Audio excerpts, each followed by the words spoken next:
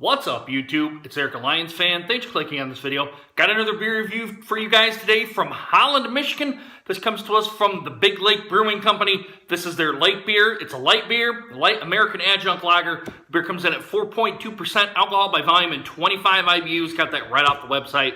Did not go to Rate Beer, Beer Advocate, or anything like that. It's not even on the can on what the ABV is and the IBUs are. IBUs to me aren't that critical, but the ABV is. And it has a stick-on label on here. I did not find it anywhere on here. I paid $2.99 for this at Horrocks in Lansing, Michigan. I think that the ABV is one of the most critical components of a beer that you can have on here. That's just my personal opinion. And there's no ABV, no ABV. There's no date on the can here either. So strike two on these two guys. You gotta have a date. Gotta have the ABV on here. Those are my two critical points on a beer, and this has neither one of them. So, guys, like I said, paid $2.99. Don't know if it's worth that for a 4.2%er. I don't know how big the brewery is or anything like that, so maybe they're trying to get jump-started here and all that. So, that's pretty much all I got here, guys. Let's crack this open. Let's see what we get. 16-ounce can. Not a very big hiss. Let's give it somewhat of an aggressive pour in here. Let's try to generate some head. That's what she said, right? All right, there we go, guys. There you go. All right, guys, as I bring it back into the light, that is a white head. I would kind of say a foamy white head, not to the soapy level.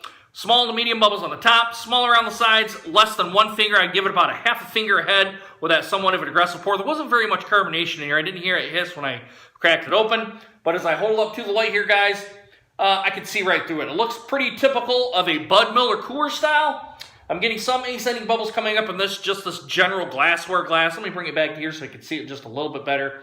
But yeah, it looks kind of like to your Bud Miller Coors, that kind of the light style here. Nice golden straw color. Let's get an aroma test on it. Let's see what we get. Getting that lager yeast, of course you're getting that. Goodness, I'm getting something from this beer. I can't really pinpoint what it is. But you're definitely smelling the lager yeast. You're smelling some of the malts that they've used in here, some of the sweetness. And that's pretty much it. You're really not going to get much more than that with a light lager. I don't know what kind of adjuncts are in here. I'm not smelling anything. I don't know if it's just water, rice, hops, and barley. I don't know that. Kind of smells like there's some kind of adjunct in here, like maybe corn or rice or something like that, but I'm not sure. But let's get the taste test in. Maybe that'll give a little bit more here to the beer, guys. All right, bottoms up. Cheers. Thanks, guys.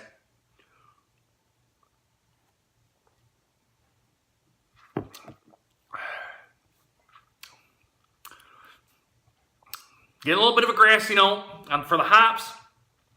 Not to your citrusy style level. Getting I don't want to say like a lemongrass or anything, but earthy style notes for the hops. You can tell it's a little bit hopped. I wasn't smelling the hops on this one. Or maybe it was. Maybe that's what I couldn't discern on here. Maybe it was the hops that I was smelling.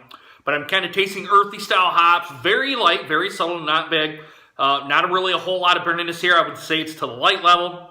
Meaning that it's a low 4% beer. You're probably going to get that, some of the wateriness and thinness of this beer. Not bad. I got to say, not bad from these guys. This is actually not a bad lager from these guys. No carbonation burn. Thin, light, kind of those aspects of a low ABV light lager like this. Not bad. Not a bad beer, guys. Not bad. I like the beer. It's not turning me off. It's not making me push away like some of the craft lagers are. This one's a pretty good rendition of a lager, and a pretty good lager at that. I'm going to take one more drink here.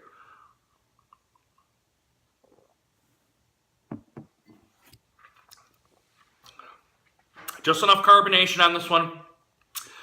The big two things on here, guys, are there's no ABV on the can, and there's no date on the can here either, anywhere that I could find.